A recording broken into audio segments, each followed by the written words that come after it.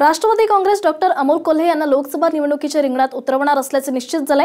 कारण राष्ट्रवादीचे नेते अजित पवार यांनी हटके फंडा वापरत कोल्हेंच्या उमेदवारीबाबत लोकांकडेच विचारणा केली। पाहूयात काय आहे हा हटके फंडा।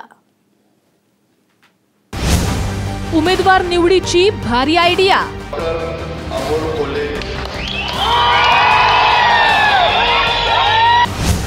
अजित पवारांचा हटके फंडा।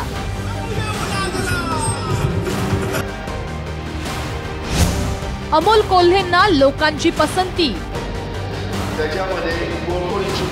कोल्हेंचं नाव घेताच जल्लोष। अमोल कोल्हे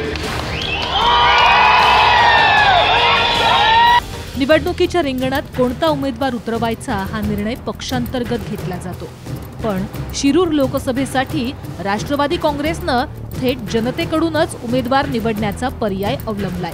त्याचं झालं असं, कोल्हेंच्या पक्षप्रवेशानंतर शिरूर लोकसभा मतदारसंघात गेल्या 3 दिवसांपासून संवाद यात्रा सुरू आहे। या संवाद यात्रेत अजित पवारांनी इच्छुक उमेदवारांसाठी थेट मतदानच घेतलं। यासाठी उपस्थितांना हात वर करायचं आवाहन केलं। विलास लांडे, देवदत्त निकम, पोपटराव गावडे आणि अमोल कोल्हे अशा 4 जणांच्या नावाबाबत विचारणा झाली।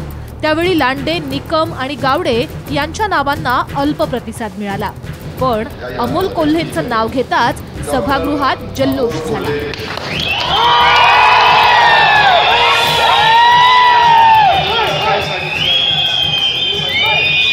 त्यामुळे अमोल कोल्हेंची उमेदवारी निश्चित झाली आहे असं म्हणायला हरकत नाही।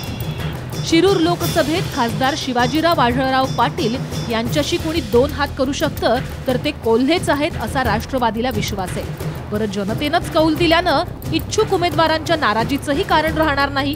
म्हणजे राष्ट्रवादीनं एकाच दगडात 2 पक्षी मारले। दिलीप कांबळे, साम टीव्ही, पिंपरी चिंचवड।